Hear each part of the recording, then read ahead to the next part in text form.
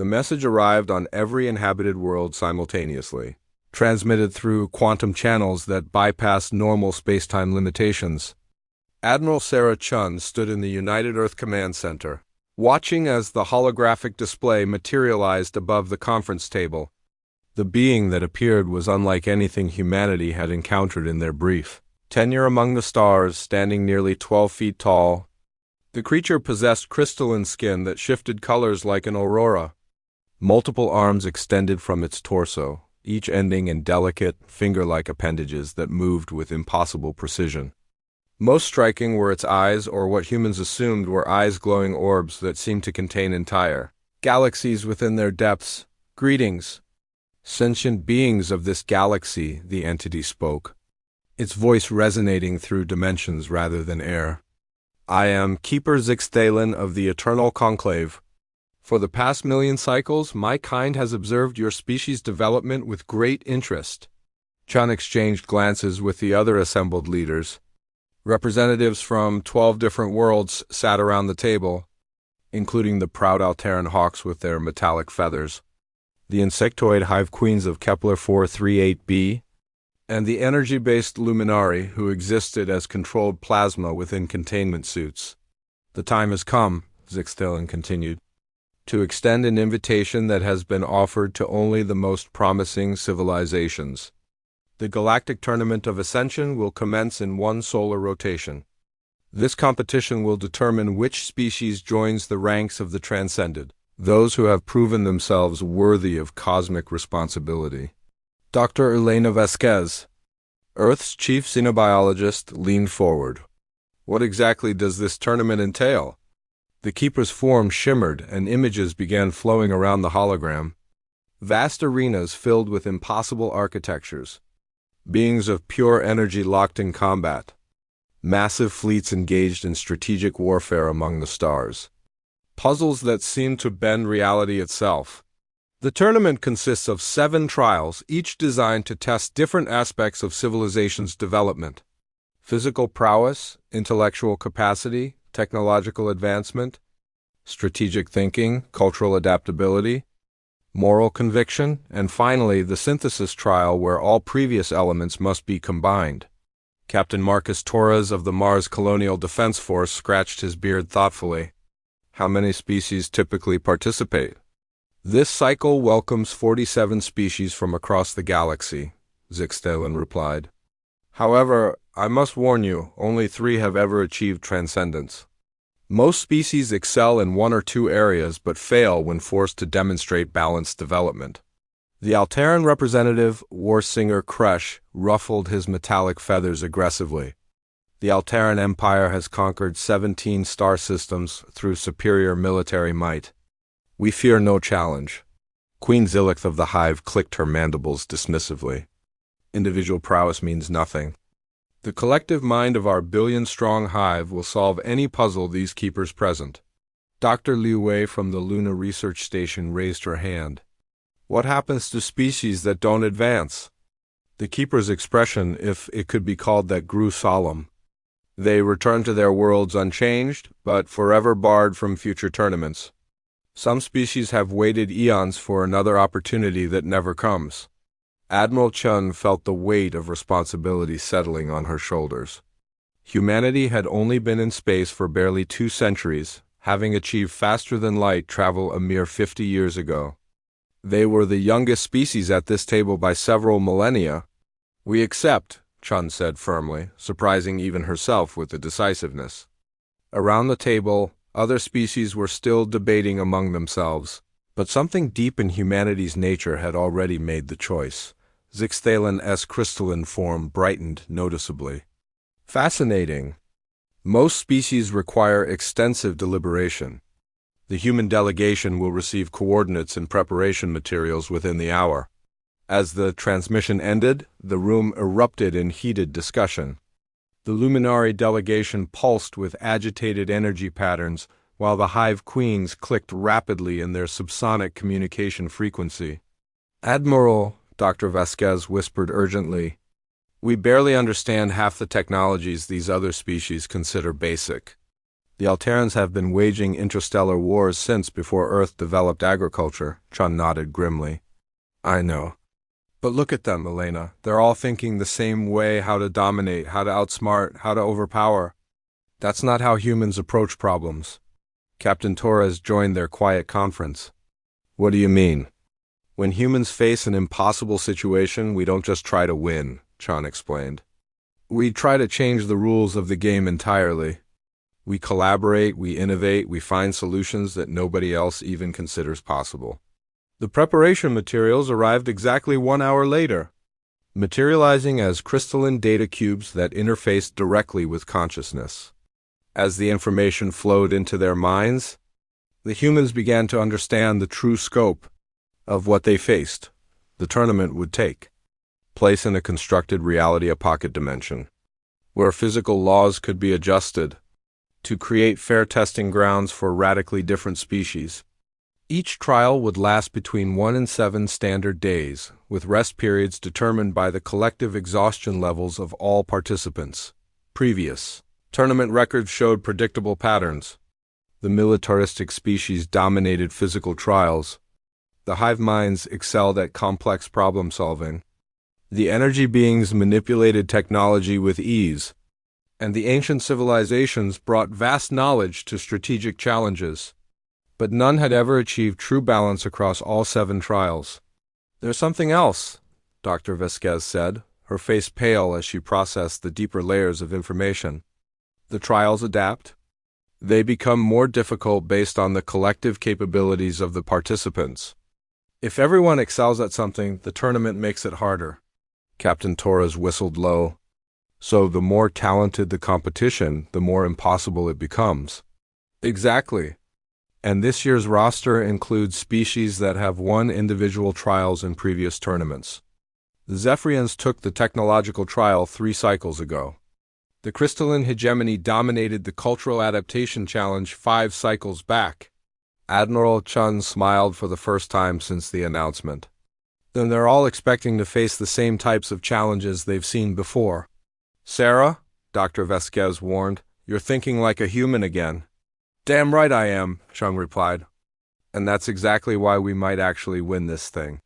As Earth's finest minds began planning for challenges they couldn't yet imagine, none of them realized that their mere presence in the tournament had already begun to change it. The Keepers watched with growing interest as humanity approached the preparation period in ways that defied their million-year database of participant behavior. For the first time in cosmic memory, the tournament itself was about to evolve. The tournament nexus defied every law of physics humanity thought they understood.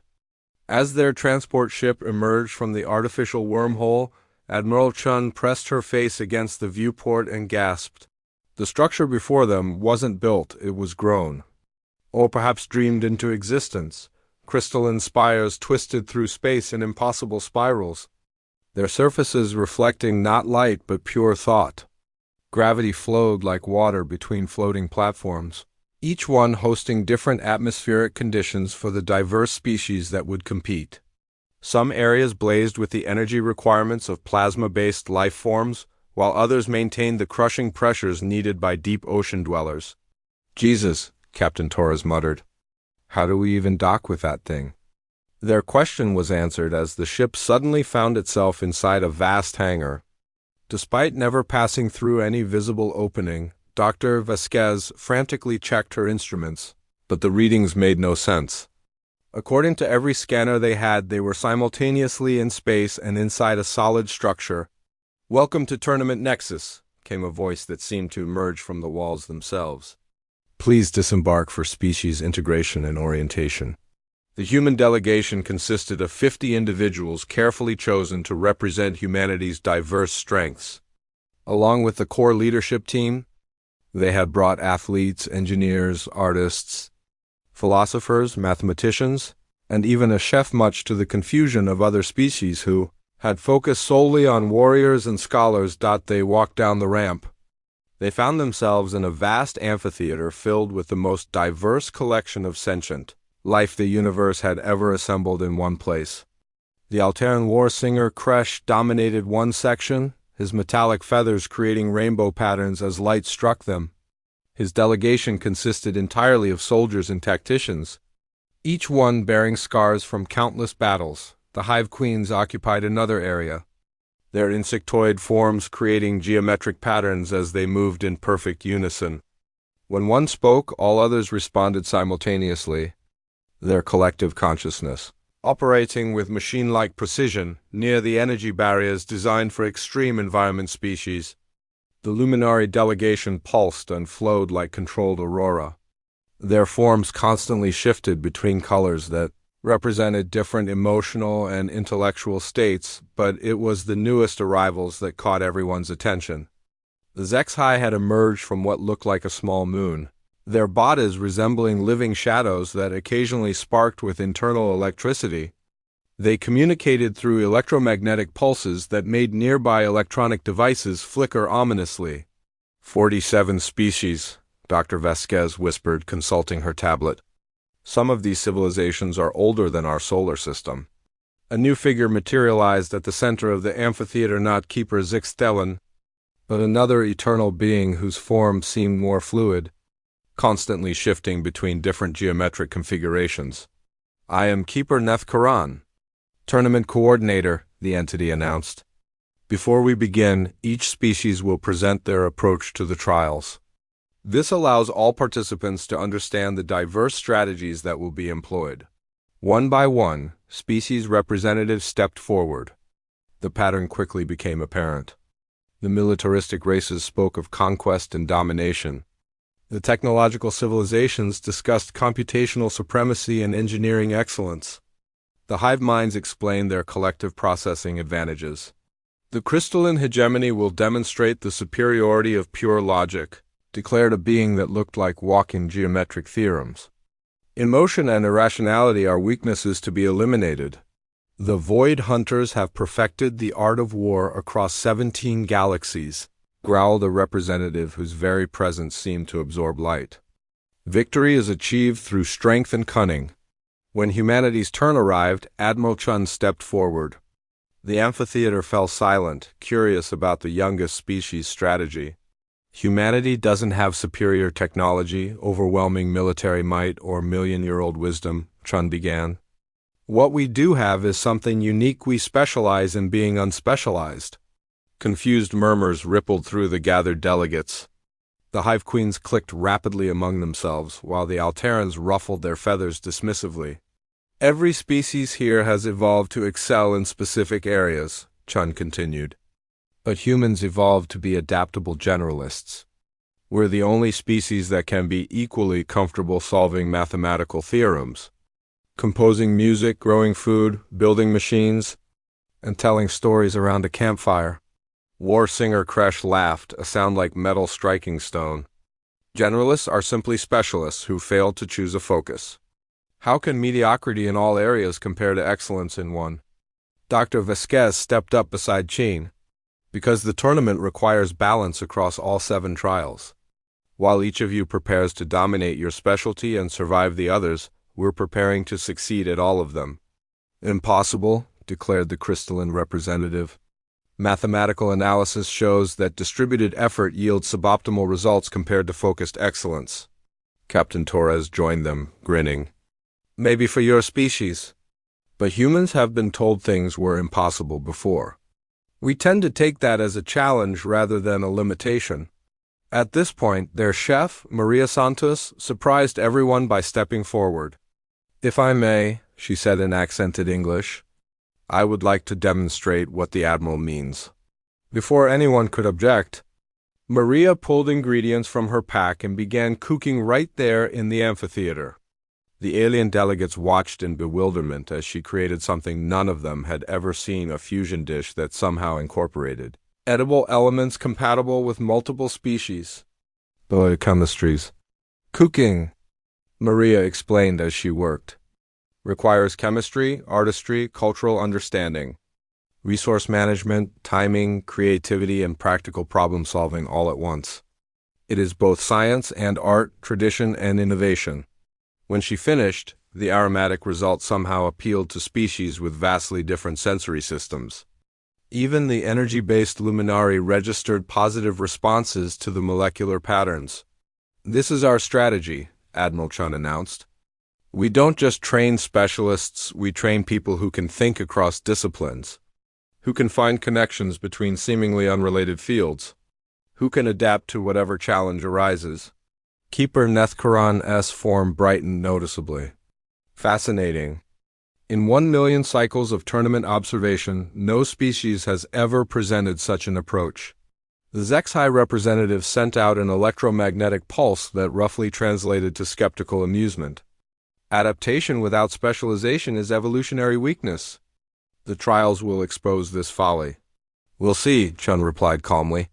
"Humans have a saying, it's not the strongest or the smartest that survives, but the one most adaptable to change." As the orientation concluded and species began dispersing to their assigned quarters, the human delegation noticed something interesting. Despite the dismissive attitudes, several alien representatives were quietly observing them with what seemed like concern rather than contempt. Of Dr. Vasquez approached a keeper. "Maintenance construct a smaller entity responsible for tournament logistics. Can I ask you something? Off the record?" The construct paused its work. Inquiry permitted. "In all the previous tournaments, have the trials ever changed during the competition?" The construct's optical sensors focused on her with new intensity. "Define change. I mean, do they evolve or adapt based on how participants approach them?" For several seconds, the construct remained motionless. "Then, the tournament is a living system. It grows, it learns. Each cycle, it becomes more sophisticated in its evaluation methods." Elena felt a chill run down her spine. "And what has it learned from watching us prepare?" The construct tilted its head in a gesture that somehow conveyed uncertainty despite its artificial nature. "Unknown. Human behavioral patterns do not match any previous participant data. The tournament is curious about your species." As the construct resumed its duties, Dr. Vasquez realized that humanity's greatest challenge might not be the other competitors, but the fact that they had already begun changing the tournament in ways no one could predict. The first trial would begin at the next stellar alignment, only 18 hours away. But the tournament itself was already evolving, shaped by the presence of a species that refused to play by the established rules of cosmic competition. The physical prowess trial materialized around them like a fever dream. One moment, the 47 delegations stood in the neutral amphitheater. The next, they found themselves scattered across a landscape that defied geological possibility. Floating islands drifted through crimson skies, connected by bridges made of crystallized energy. Some platforms rotated slowly, their gravity fields pulling in different directions. Others phased in and out of existence on precise timers. "Well, this is new," Captain Torres commented, grabbing onto a nearby handhold as their platform tilted at a 45-degree angle. The objective appeared. Simple enough: reach the apex spire, a massive tower floating at the center of the construct. But as the other species launched themselves into action, it became clear that simple and easy were very different things. The Alteran warsinger Kresh spread his metallic wings and soared between platforms with predatory grace. His delegation followed in perfect formation, their hollow bones and aerodynamic bodies perfectly suited for aerial navigation. They moved like living missiles, taking direct routes that other species couldn't manage. The Void Hunters, massive creatures with 6 limbs and armor-like carapaces, simply smashed through obstacles that blocked their path. When they encountered an energy bridge that couldn't support their weight, they leaped across gaps that would have been impossible for most species, their powerful muscles launching them like biological artillery. The Hive Queens approached the challenge with characteristic precision, their workers forming geometric patterns that created living ladders and support structures. They moved as a single organism, each individual perfectly coordinated with the collective whole. Humanity's delegation found themselves at a severe disadvantage. They couldn't fly like the Alterans, couldn't leap impossible distances like the Void Hunters, and couldn't coordinate with hive mind precision like the insectoids. So, Admiral Chun said, watching a crystalline hegemony representative simply phase through solid barriers using quantum manipulation. Any brilliant ideas? Dr. Vasquez was already analyzing their situation with scientific detachment. Look at the patterns, she said, pointing to the seemingly random movement of platforms and bridges. There's a mathematical progression here. The timing isn't random, it's based on gravitational resonances from the spinning sections. Maria Santos, still somehow thinking like a chef even in this impossible environment, noticed something else. The colors, she said. Different platforms are different colors, and they connect to matching colors on other islands. It's like a recipe, you need the right ingredients in the right order. But it was Tommy Chun, Admiral Chun's 22-year-old nephew and the youngest member of their delegation, who made the breakthrough observation. Guys, I think we're approaching this wrong. Everyone else is trying to get there fastest or strongest. But look at the objective again. He projected the tournament's instructions into their shared AR display. It says, reach the apex spire, not be the first to reach it or reach it faster than others. What if this isn't actually a race? Captain Torres raised an eyebrow. What do you mean? Tommy pointed toward the spire, where several species had already arrived. The Alterans had gotten there first, but as they approached the final platform, something unexpected happened. The spire began to change, growing larger and more complex. Where there had been one entrance, now there were multiple doorways, each requiring different approaches. It's adapting, Dr. Vasquez breathed. The challenge is scaling based on how many participants succeed. Meanwhile, other species were struggling with approaches that had seemed brilliant at first. The Void Hunters' brute force strategy had carried them far, but now they were stuck on a platform that required delicate maneuvering through a maze of laser grids. Their massive bodies simply couldn't fit through the precise gaps. The Hive Queens' collective coordination was being challenged by platforms that responded to individual thought patterns. Their shared consciousness couldn't adapt to obstacles that required personal initiative and independent decision-making. So what's our approach? Torres asked. Admiral Chen smiled. We do what humans do best. We improvise, adapt, and help each other. Instead of rushing toward the spire, the human delegation began doing something unprecedented in tournament history. They started helping other species overcome obstacles that blocked their specific weaknesses. When they found a group of aquatic thalassans stranded on a platform with no water, Dr. Vasquez and her engineering team quickly rigged a moisture collection system using parts from their own equipment. The grateful thalassans shared information about underwater passages they had discovered. Maria Santos noticed that the crystalline beings from Zerion Prime were struggling with platforms that required organic biosignatures for activation. Her knowledge of biochemistry allowed her to create organic compounds that mimicked their natural metabolic processes, enabling them to progress. Tommy Chun, with his gamer's intuition for puzzle mechanics, helped a delegation of mathematical beings from the Fibonacci Collective understand that some platforms required emotional responses rather than logical calculations to activate properly. The other major species noticed this behavior with growing confusion and concern. War Singer Kresh sent a communication from near the spire. Humans, why do you assist competitors? This weakens your position in the trial. Admiral Chun's response was broadcast for all species to hear. Because the trial isn't about being better than everyone else. It's about proving we're worthy of cosmic responsibility. And beings worthy of that kind of responsibility help others succeed, not just themselves. This statement caused ripples of discussion throughout the tournament construct. Several species began re-examining their approach to the challenge. The breakthrough came when they reached the spire itself, where other species had found individual doorways requiring their specific strengths. Humanity found something different, a door that wouldn't open for any single species, but required representatives from multiple civilizations working together. Of course, Dr. Vasquez said, the physical prowess trial isn't testing physical strength at all. It's testing our ability to coordinate different types of physical capabilities toward a common goal.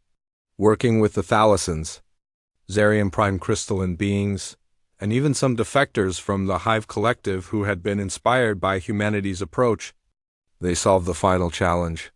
The door required simultaneous inputs, the thalassins' bioelectric fields, the crystalline beings' harmonic resonance, the insects' precise timing, and humanity's coordinating intelligence. As the door opened, revealing the completion platform, something unprecedented happened. Instead of only the humans advancing, all the species that had collaborated found themselves transported together to the success chamber. Keeper Nethkaran materialized with obvious surprise. In 1 million cycles, no species has ever achieved collaborative victory in the physical prowess trial. The tournament algorithms are recalibrating.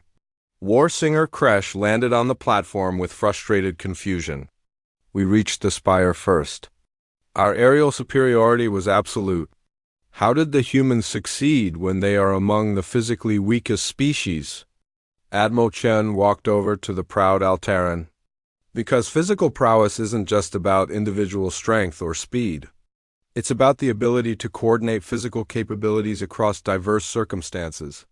And the greatest physical strength any species can have is the ability to multiply their capabilities by working with others.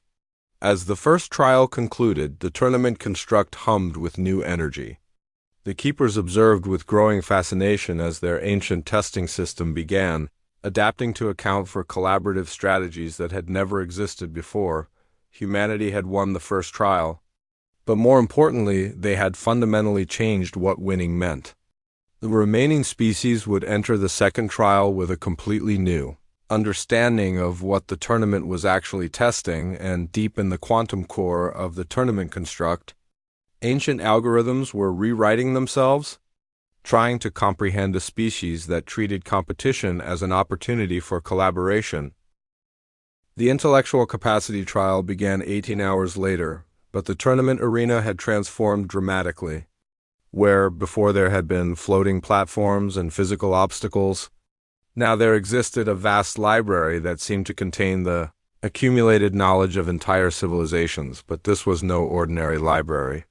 The books moved, pages rewrote themselves as they were read, and the very act of accessing information changed the available data.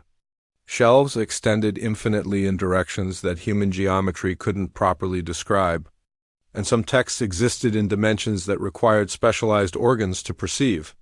The challenge, announced Keeper Nethkaran, is to solve the paradox of universal knowledge. Each species must demonstrate not just intelligence, but wisdom, the ability to understand when knowledge itself becomes dangerous.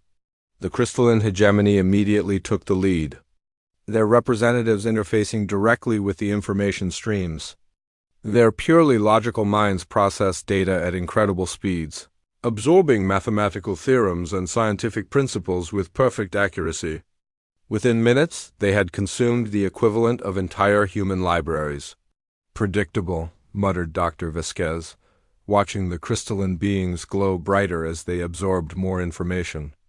They're treating this like a data acquisition challenge.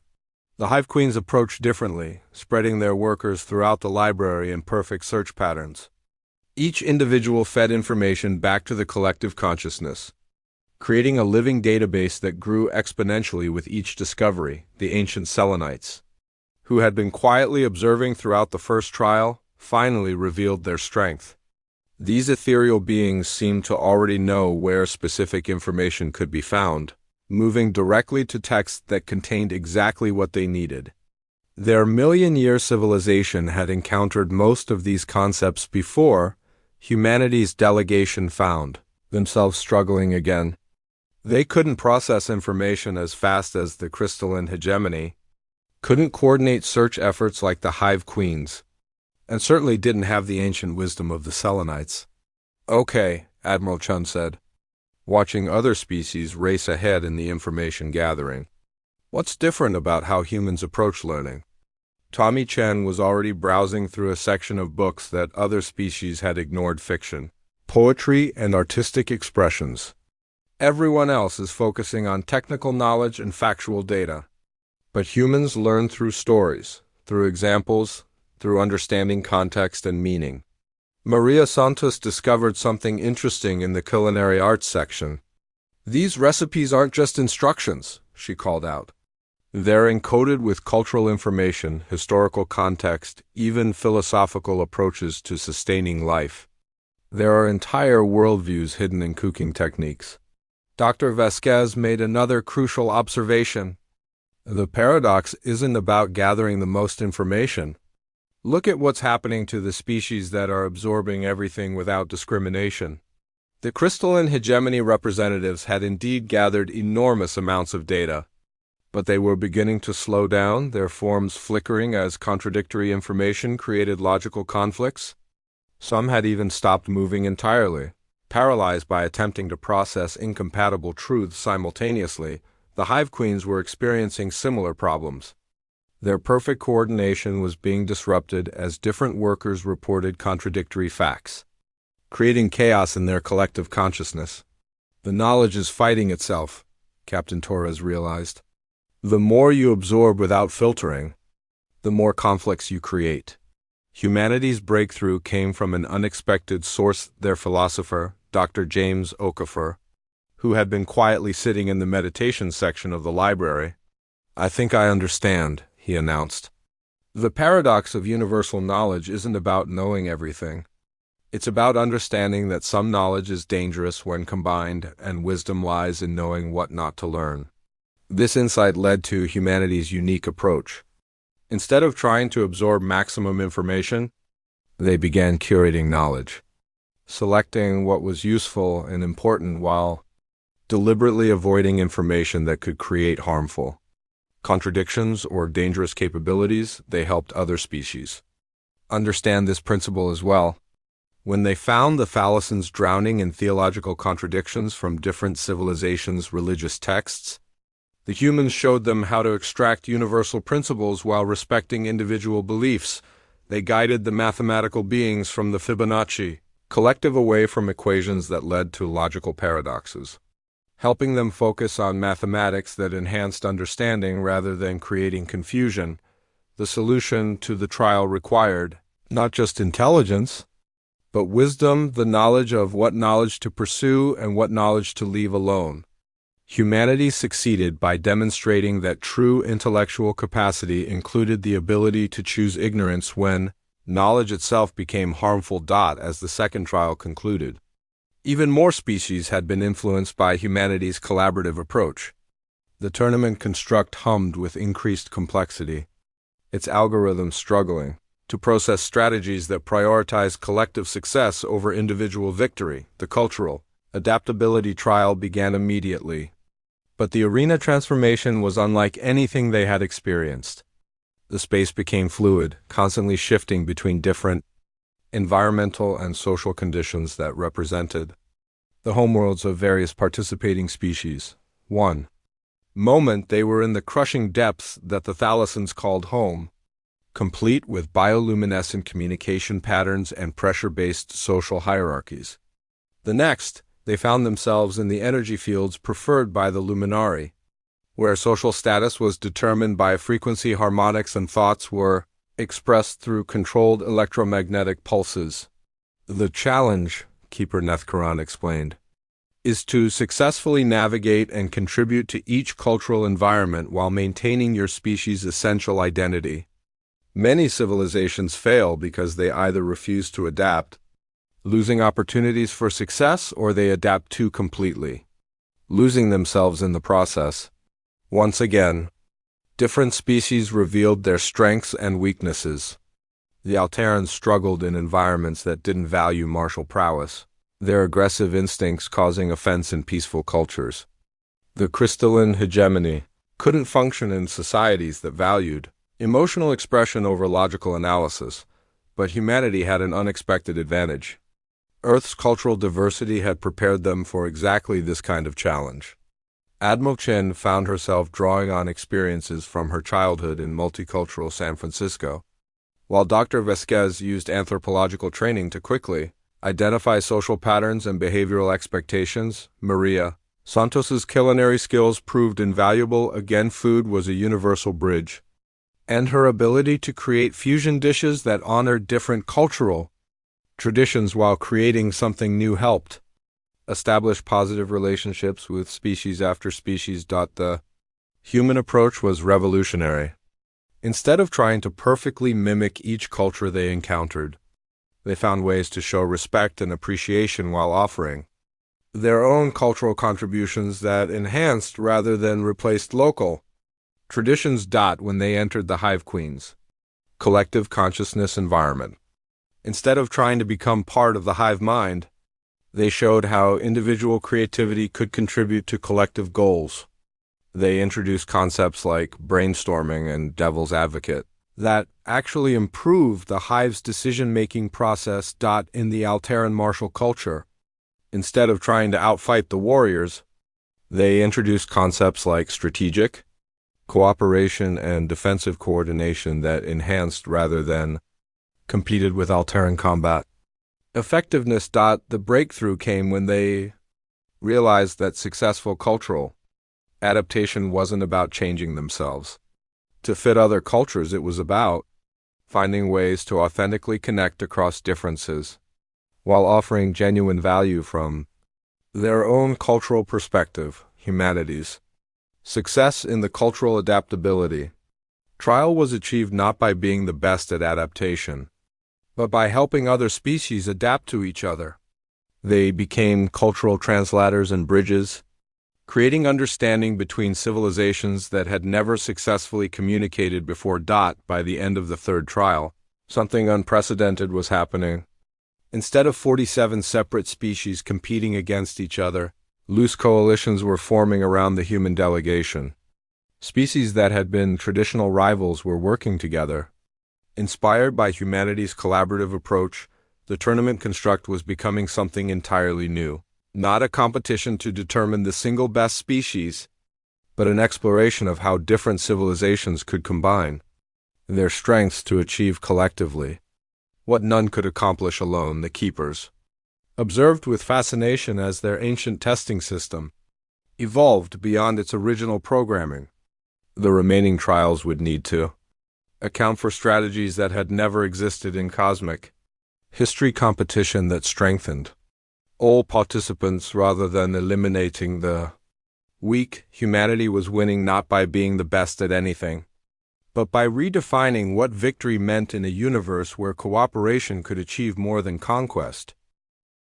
The technological advancement trial materialized as a vast laboratory complex that seemed to exist in multiple dimensions simultaneously.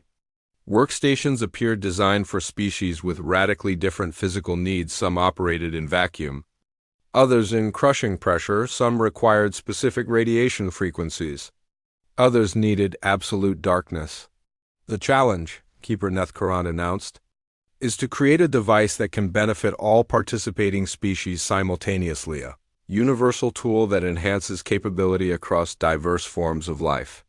The Zephyrians immediately dominated initial efforts, their biomechanical integration allowing them to interface directly with advanced manufacturing systems. They began constructing devices that seemed to bend space-time itself, creating pocket dimensions and manipulating quantum fields with casual ease. The energy-based Luminari worked with similar sophistication, weaving electromagnetic fields into complex patterns that could manipulate matter at the subatomic level. Their creations pulsed with contained stellar energy. Beautiful and terrifying in equal measure, the crystalline hegemony approached the challenge with mathematical precision, building devices based on pure logical principles. Their constructs were geometric perfection given form, each one a physical manifestation of universal mathematical constants. Humanity's delegation stared at the impossibly advanced technology surrounding them. Earth's most sophisticated devices looked like stone tools compared to what other species were creating. Well, Captain Torres said with forced optimism, anyone have any ideas for competing with civilizations that have mastered space-time manipulation? Dr. Vasquez was studying the challenge parameters more carefully. Wait, look at what they're actually building. Zephyrian's device only works for species with biomechanical interfaces. The luminary's creation requires energy-based physiology. Everything is species-specific. Tommy Chen had been observing the other delegations with growing excitement. That's exactly the problem. Everyone is building from their own technological perspective, creating tools that enhance their existing capabilities. But the challenge asks for something that benefits all species. So what do we build with Earth technology that could possibly help civilizations millions of years more advanced than us? Admiral Chen asked. The answer came from Maria Santos, who was examining the food preparation facilities scattered throughout the laboratory. We don't try to build the most advanced device, she said slowly. We build the most inclusive one. Their breakthrough came when they shifted focus from technological sophistication to universal accessibility. Instead of trying to create the most powerful tool, they designed something elegantly. Simple modular translation and coordination. System that could interface with any species existing. Technology. Their device couldn't manipulate space-time or control quantum fields, but it could help species communicate and coordinate their advanced capabilities more effectively. It was essentially a universal adapter that allowed different technological approaches to work together. The revelation came when they demonstrated their creation. While other species had built impressive individual tools, humanity's device allowed those tools to be combined and enhanced through cooperation. The Zephyrian space-time manipulator became 10 times more powerful when coordinated. With luminary energy control through humanity's interface system, the crystalline hegemonies, mathematical constructs could process calculations faster when working with Hive Queen, collective intelligence networks. You've created a meta-technology, observed the Selenite, representative with something approaching awe. Not a tool, but a system for making all other tools work better together. The technological trial victory went to humanity not because they had built the most advanced device, but because they had solved the actual challenge, creating technology that benefited all species rather than just their own. The strategic thinking trial began immediately afterward, manifesting as a three-dimensional chess game played on a cosmic scale. The arena became a star map where each species controlled various stellar systems, asteroid fields, and space-time anomalies. The objective was to achieve dominance through resource management, territorial control, and tactical maneuvering. The ancient Selenites revealed their true strength here, their million-year experience providing insights into long-term strategic thinking that other species couldn't match. They moved their pieces with patient precision, setting up scenarios that wouldn't pay off for thousands of moves. Warsinger, Kresh, and the Alterans demonstrated brilliant tactical thinking, their combat experience translating into aggressive strategies that overwhelmed opponents through superior maneuvering and timing. Their pieces moved like fleets in battle, coordinated and devastating. The Void Hunters approached strategy like a hunt, using patience and cunning to set traps and ambush that eliminated competitors through calculated strikes at vulnerable moments. Humanity entered this trial at a severe disadvantage. They couldn't match the Selenites' ancient wisdom, the Alterans' military experience, or the Void Hunters' predatory cunning. What's our strategic advantage? Dr. Vasquez asked, watching their modest fleet of pieces being systematically outmaneuvered by species with vastly superior experience. Think about how humans approach strategy differently, Admiral Chun replied, studying the three-dimensional battlefield. We don't just think about winning, we think about what happens after the victory. Captain Torres caught on first. Every other species is playing to eliminate competitors and achieve dominance. But what if the real strategic victory is something else entirely? Their insight revolutionized the trial. Instead of trying to defeat other species, humanity began forming strategic alliances that benefited all participants. They traded resources, shared territorial advantages, and coordinated defenses in ways that created mutual benefit rather than zero-sum competition. When the Alterans found themselves surrounded by Void Hunter fleets, Humanity provided strategic support that allowed the proud warriors to escape without losing honor. In return, the Alterans shared their tactical expertise. When the crystalline beings discovered their logical approach was being exploited by more cunning species, humanity helped them form defensive partnerships that protected their resource-generating systems while contributing to collective security. Tommy Jun made the crucial observation. Look at the victory conditions again. It doesn't say defeat all other species. It says achieve strategic dominance. What if dominance means becoming the species everyone wants to work with rather than the species everyone fears? This approach created something unprecedented in tournament history, a stable coalition of species working together for mutual benefit. Instead of the typical strategic chaos where alliances formed and betrayed each other rapidly, humanity created lasting partnerships based on genuine mutual advantage. The trial concluded with an unexpected result. No single species achieved traditional dominance, but the human-led coalition controlled more territory and resources than any individual empire could have managed through conquest alone. Fascinating, Keeper Nethkaran observed. Strategic thinking has always been evaluated based on competitive advantage. Humans have demonstrated that the highest level of strategic thinking involves creating scenarios where competition becomes irrelevant. As the fifth trial ended, the tournament construct was humming with unprecedented complexity. The ancient algorithms were struggling to process results that didn't fit any previous patterns. Species that should have been eliminated were thriving through cooperative arrangements.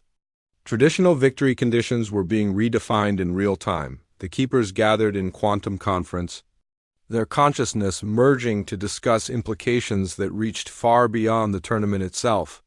The humans are not just winning trials, observed Keeper Zixtalen.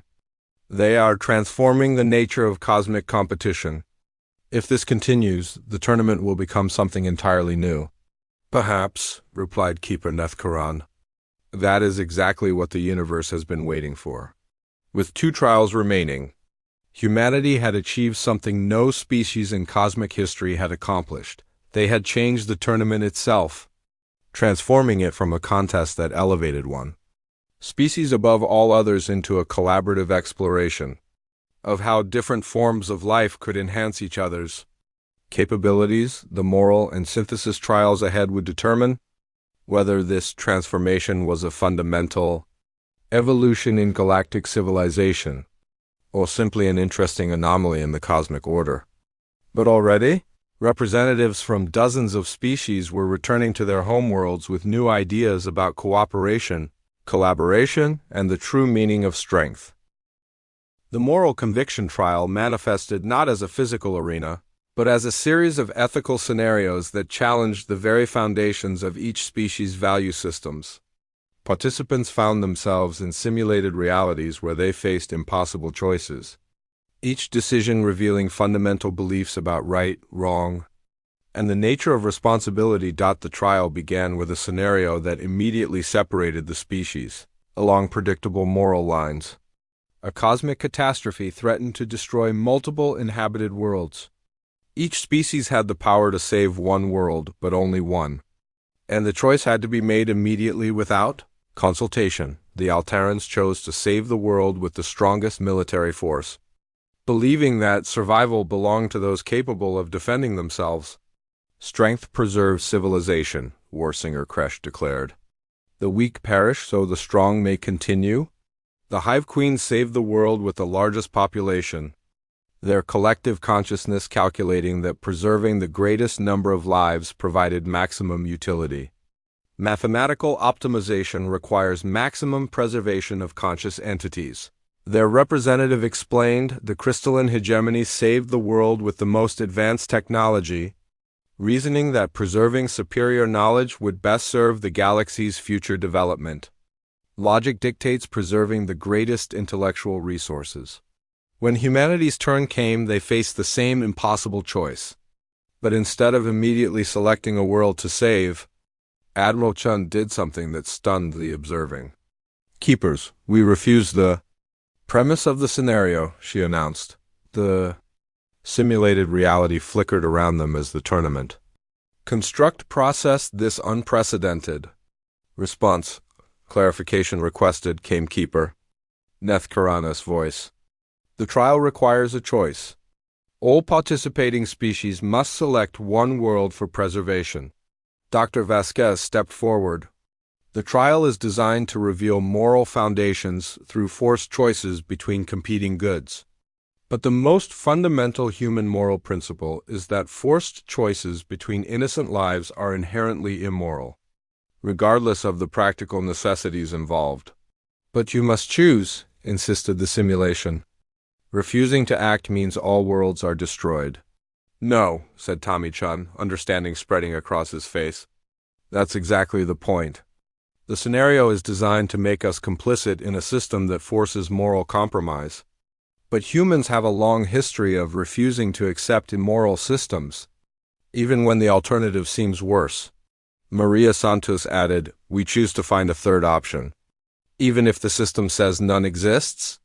Captain Torres smiled grimly. We choose to reject the authority of anyone or anything that would force us to decide which innocents deserve to die. This response created unprecedented chaos in the tournament construct. For 1 million cycles, every species had accepted the moral scenarios and revealed their ethical frameworks through their choices. No species had ever challenged the validity of the trials themselves. The simulation attempted to force compliance by making the consequences increasingly severe, but humanity maintained their position. They would not participate in a system that required them to choose which innocent beings deserved destruction. Regardless of the practical consequences, the breakthrough came when other species began following humanity's example. The thalassans, influenced by their collaboration in previous trials, also refused to accept the forced choice scenario. Several individual members of the Hive Queen Collective broke ranks, asserting individual moral agency for the first time in their species' history. We stand with the humans, declared a young Alteran who had been working closely with the human delegation. Honor does not require us to participate in the destruction of innocence. The moral trial transformed as more species joined the rebellion against its premises. Instead of revealing moral frameworks through forced choices between competing goods, it became an exploration of different species, approaches to challenging immoral systems. The second moral scenario attempted to divide the species by creating conflicts between individual rights and collective needs. The simulation presented a situation where the survival of one species required the enslavement of another, with varying justifications based on intelligence, technological advancement, and historical precedent. Again, humanity refused to accept the premise. The scenario assumes that survival justifies any action, Admiral Chun explained. But humans have consistently chosen to risk extinction rather than compromise fundamental moral principles. We would rather die free than live as slavers. This stance influenced species that had never considered such absolute moral positions. The crystalline hegemony, whose pure logic had always accepted utilitarian calculations, found themselves questioning whether mathematical optimization could justify moral compromise. The Selenites, ancient and wise, admitted that their million-year civilization had grown, comfortable with moral compromises that younger species found unacceptable. Perhaps, their representative mused, wisdom sometimes becomes an excuse for abandoning principle. The third scenario was the most challenging yet. Each species was offered ultimate power, the ability to reshape the galaxy according to their ideals, ending all conflict and suffering by imposing their values on all other forms of life. The cost was the complete elimination of free will for every other sentient being. Most species initially found this tempting. The ability to create universal peace, prosperity, and happiness by simply removing the capacity for different choices seemed like the ultimate good, but humanity's response was immediate and absolute. We reject the offer. Even to end all suffering? The simulation pressed. Even to create universal happiness? Dr. Vasquez answered for all humanity. Free will is what makes consciousness meaningful. A universe of happy slaves is not paradise. It's the ultimate evil disguised as the ultimate good. This response rippled through the other species like a shockwave. Many had been on the verge of accepting the offer, reasoning that the greater good justified the elimination of choice. But humanity's absolute refusal forced them to reconsider. The Hive Queens, whose entire civilization was based on collective consciousness and shared decision-making, found themselves profoundly challenged. Individual free will creates conflict, suffering, inefficiency, their representative argued. Yes, Captain Torres replied. And that's exactly what makes it valuable. The ability to choose wrongly is what makes choosing correctly meaningful. The moral trial concluded with an unprecedented result. Instead of ranking species based on their ethical frameworks, the trial had evolved into a collaborative exploration of fundamental moral principles. Species that had approached ethics from completely different perspectives found common ground in the rejection of forced moral compromises. Humanity had won the trial not by demonstrating superior morality, but by showing that the highest moral principle was the refusal to accept systems that forced impossible choices between competing goods. As the sixth trial ended, the tournament construct was operating far beyond its original parameters. The ancient algorithms were rewriting themselves constantly, trying to process collaborative approaches to challenges that had always been designed for competition. Keeper Zixthalen materialized with visible confusion, the first time any of the eternal beings had displayed such uncertainty. The tournament is evolving beyond our understanding, the Keeper admitted. The humans have not simply won trials, they have transformed the nature of cosmic evaluation itself. The final trial awaited the synthesis challenge, where all previous elements would be combined to determine which species deserved transcendence. But the question had fundamentally changed. Instead of determining which single species should ascend to cosmic responsibility, the tournament was now asking whether responsibility itself could be shared among multiple civilizations working together. Humanity had achieved something unprecedented in cosmic history. They had convinced the universe itself to reconsider what it meant to be worthy of ultimate power. The synthesis trial would determine whether this new vision of cooperative transcendence could actually work, or whether the cosmos required the hierarchy of competitive dominance that had governed galactic civilization for eons. The stakes were no longer about human victory or defeat. They were about the fundamental nature of power, responsibility, and cooperation in a universe that had always been ruled by the principle that might makes right. The synthesis trial began unlike any of the previous challenges. Instead of manifesting as a specific arena or scenario, the tournament construct itself became the trial. The 47 species found themselves in a reality that seemed to exist at the intersection of all previous challenges. Physical obstacles required intellectual solutions. Technological problems demanded moral choices, and strategic decisions had cultural implications, but something far more significant had changed. The construct was no longer just testing the participants. It was learning from them, evolving in real time, becoming something entirely new based on the collaborative principles humanity had introduced. The final trial, announced Keeper Nethkaran. But the entity's voice carried uncertainty for the first time in cosmic memory. Is to demonstrate synthesis, the ability to integrate all previous challenges into a coherent approach to cosmic responsibility. However, as the Keeper spoke, the trial parameters began shifting. The ancient algorithms that had governed the tournament for 1 million cycles were rewriting themselves, influenced by the collaborative successes of the previous trials.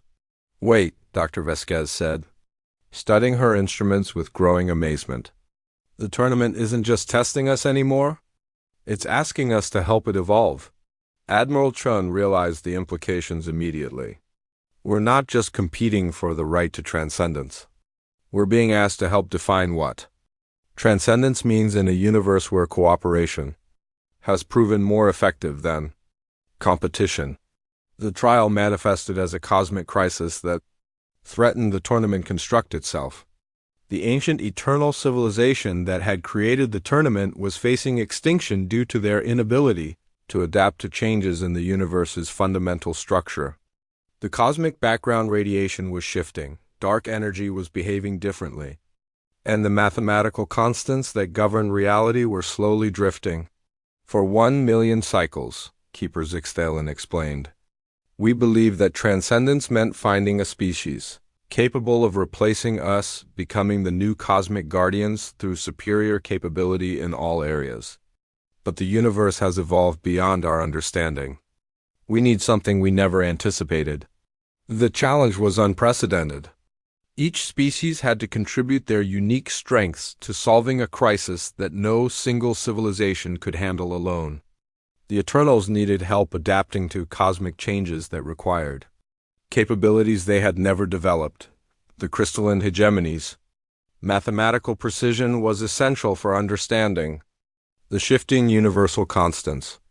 Their logical minds could process the complex equations that described reality's new parameters. The Alteran military experience proved crucial for organizing response efforts across vast distances and coordinating actions between civilizations with radically different reaction times. The Hive Queen's collective intelligence was needed to manage the enormous data flows required to monitor universal changes across billions of star systems simultaneously. The ancient Selenites provided historical context, helping identify which changes were cyclical patterns and which represented genuinely new phenomena. The energy-based luminari could interface directly with cosmic forces that other species could only observe indirectly, providing real-time feedback on the universe's evolving structure. But it was humanity's role that surprised everyone. They weren't the best at any single aspect of the crisis response, but they became the coordinators, translators, and bridge builders that allowed all the other capabilities to work together effectively. This is what we've been building toward, Admiral Chun realized. Not human dominance, but human facilitation of universal cooperation. The crisis deepened as they worked. The cosmic changes were accelerating, threatening not just the eternal civilization but the stability of spacetime itself. Traditional approaches to cosmic management based on hierarchical control and centralized authority were failing because the universe had become too complex for any single perspective to comprehend. Tommy Chun made the breakthrough observation while studying the tournament's evolution algorithms. The universe isn't becoming more chaotic, he announced. It's becoming more collaborative. The fundamental forces are starting to work together in ways they never have before. Dr. Vasquez's scientific analysis confirmed his insight. The cosmic changes aren't random deterioration. They're adaptation. The universe is evolving toward increased cooperation at the quantum level, but macro-level civilizations haven't kept pace. The solution required something unprecedented in cosmic history, the integration of different species capabilities into a truly collaborative network of cosmic responsibility. Instead of one species ascending to replace the Eternals, multiple species would share cosmic guardianship, each contributing their unique strengths to universal management. But this wasn't simply about dividing responsibilities.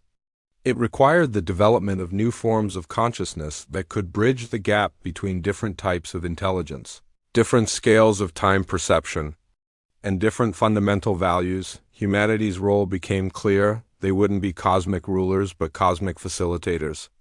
Their unique strength lay in their ability to help other forms of consciousness communicate, cooperate, and coordinate effectively across vast differences in capability and perspective. Maria Santos made a surprisingly important contribution by showing how cultural fusion could work at a cosmic scale.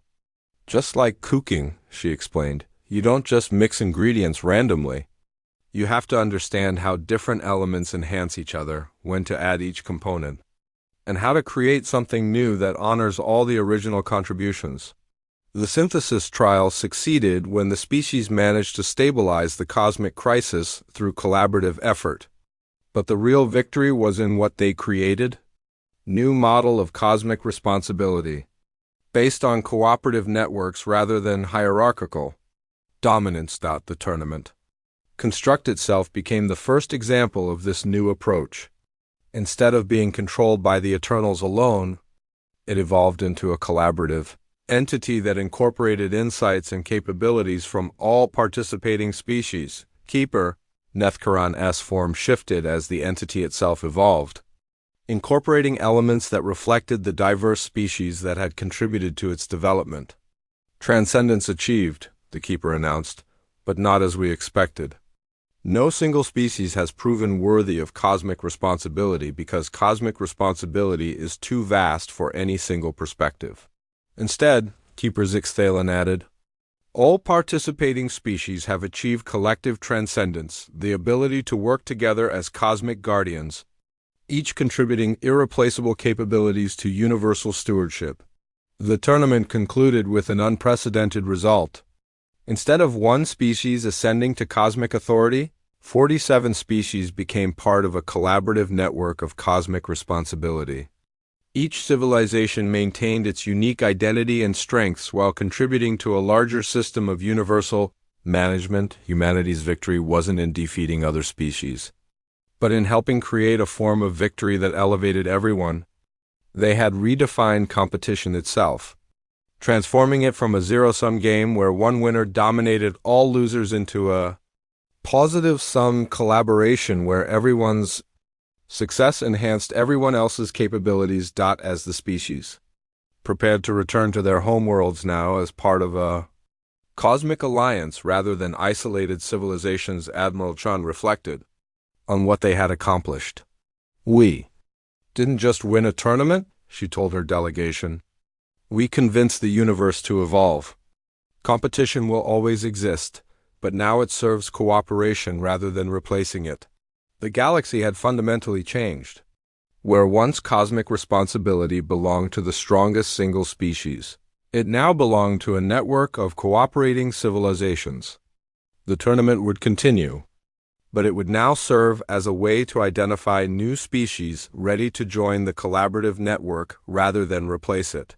Humanity had achieved the ultimate HFY victory. They hadn't just proven human superiority, but had convinced the cosmos itself that cooperation was superior to domination. In redefining what competition meant, they had redefined what civilization itself could become. The galactic tournament would never be the same, and neither would the universe.